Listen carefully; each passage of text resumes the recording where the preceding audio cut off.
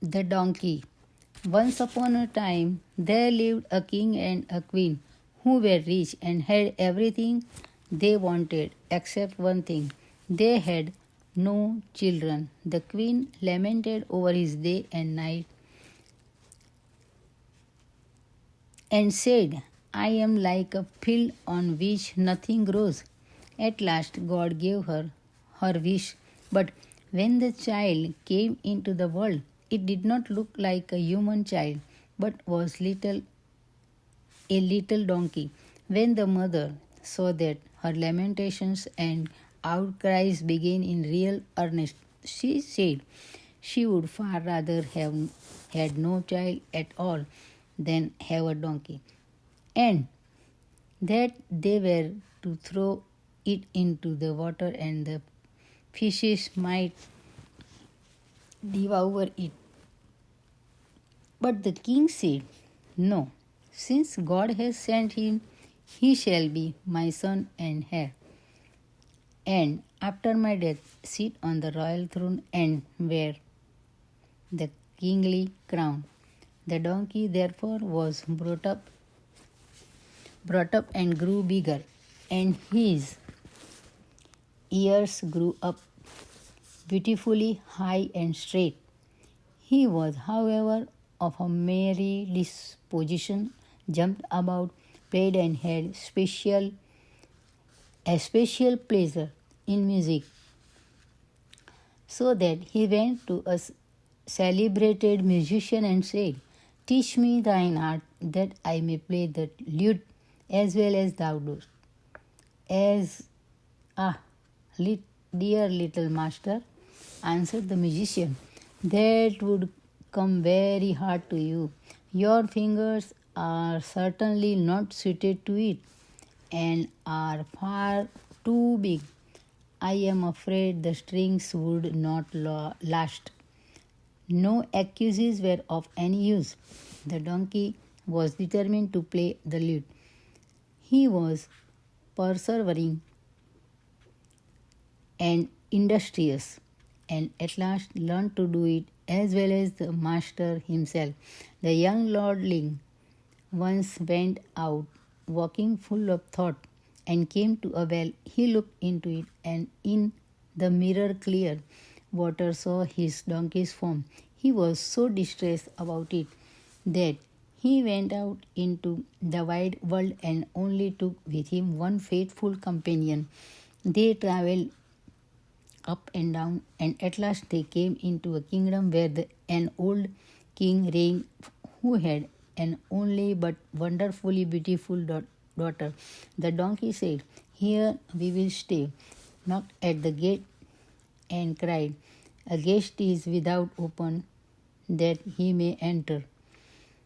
As, however, the gate was not open, he sat down, took his lute, and played it in the most delightful manner with his 2 4 feet.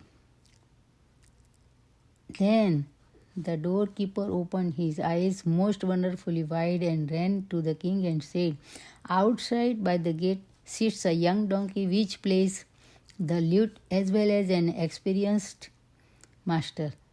Then let the musician come to me, said the king. When, however, a donkey came in, everyone began to laugh at the lute player, and now the donkey was so to sit down and eat with the servant. He, however, was unwilling and said, I am no common stable ass, I am a noble one. Then they said, If that is what thou art, sit thyself with the man of war. No, said he, I will sit by the king. The king smiled and said, good humouredly, Yes, it shall be as thou wilt. Little ass, come here to me. Then he asked, Little ass, how does my daughter please thee? The donkey turned his head towards her, looked at her, nodded, and said, I like her above measure. I have never yet seen anyone so beautiful as she is. Well, then thou shalt sit next to her too, said the king. That is exactly what I wished, said the donkey, and he placed himself by her side ate and drank, and knew how to behave himself daintily and cleanly. When the noble beast had stayed a long time at the king's court, he thought, what good does all this do me? I shall still have to go home again. Let his head hang sadly, and went to the king and asked for his dismissal. But the king had grown fond of him and said, little else, what ails thee? Thou lookest as sour as a jug of vinegar. I will give thee what thou wantest. Dost thou want gold? No, said the donkey, and shook his head. Dost thou want jewels and rich dress? No.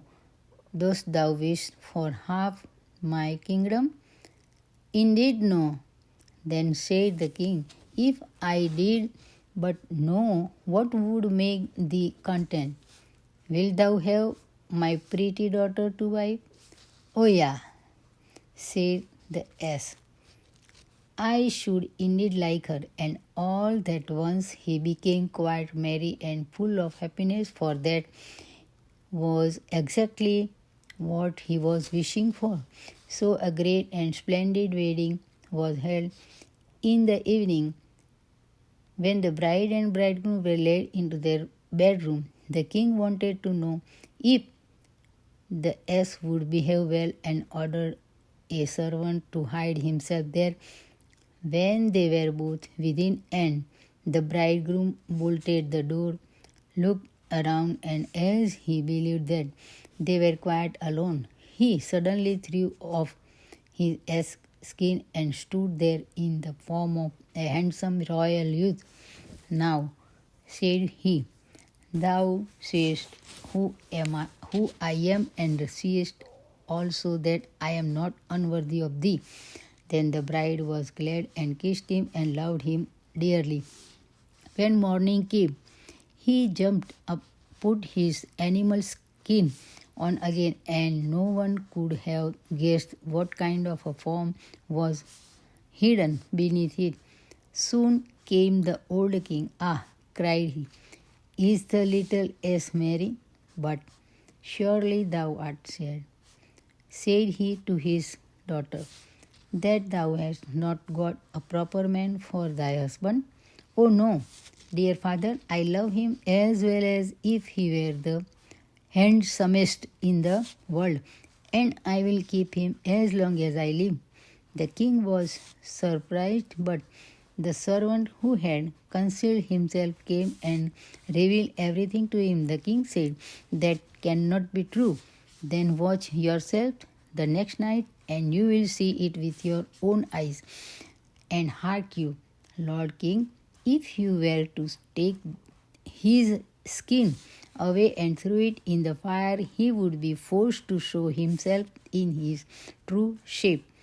Thy advice is good, said the king, and at night, when they were asleep, he stole in, and when he got to the bed, he saw by the light of the moon a noble-looking youth lying there, and the skin lay stretched on the ground. So he took it away and had a great fire lighted outside and threw the skin into it and remained by it himself until it was all burned to ashes. As, however, he was anxious to know how the robbed man would behave himself, he stayed awake the whole night and watched.